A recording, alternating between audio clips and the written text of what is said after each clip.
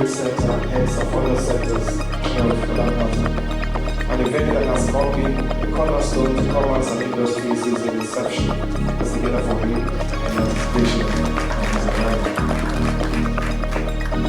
May I invite for a goodwill message the representative of Indian companies have also been regularly visiting Nigeria and recently participated in the fairs across Nigeria in the sectors of defense, oil and gas, healthcare, food and beverages, pharmaceutical equipment, electrical equipment, agricultural seeds and implements, to name a few. This year too, the High Commission and Indian companies are participating in a big way at this trade fair. We have the Indian stall here, where we are showcasing India's strength and collaboration with Nigeria in the fields of high-yield seeds, engineering goods including agricultural, printing, medical solar equipment, medical tourism handicrafts, and cultural products. These are but a few areas in which there is strong collaboration between our two countries. I invite all of you to visit the stalls and get acquainted with the trade relations between our two countries, and also explore further business opportunities with the participating companies.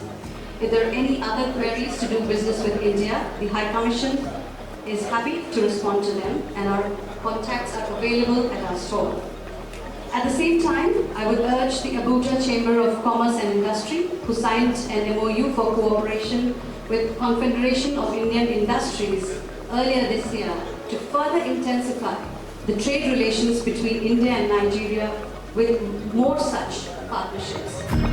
India and Nigeria enjoy excellent relations in all spheres: political, economic, trade, cultural, and people-to-people contact. India established its diplomatic office in Lagos in November 1958, 2 years before Nigeria gained its independence. We're happy to note the very successful visit to India of President Tinubu last year to attend the G20 summit. The African Union has become a permanent member of the institutions at G20. A proposal that was made by our Prime Minister is a welcome development, as that would bring the perspective and the requirements of the whole continent and global south to the decision-making process of G20. I would like to inform the gathering here that India figures amongst Nigeria's top 5 trading partners, with the bilateral trade reaching nearly $15 billion in 2021-2022. Further working on the impetus of the successful visit of the trade delegation to India during G20 summit, which witnessed the commitment of $14 billion of investment from Indian companies. It is the right time to steer forward the trade relations between our two countries for shared growth and prosperity.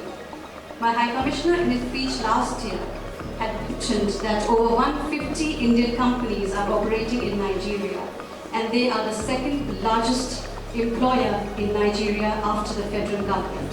I am happy to note that the number of Indian companies operating in Nigeria is increasing steadily. Over the years, their combined investment has topped $27 billion, with over $4 billion in the sector of pharmaceutical manufacturing.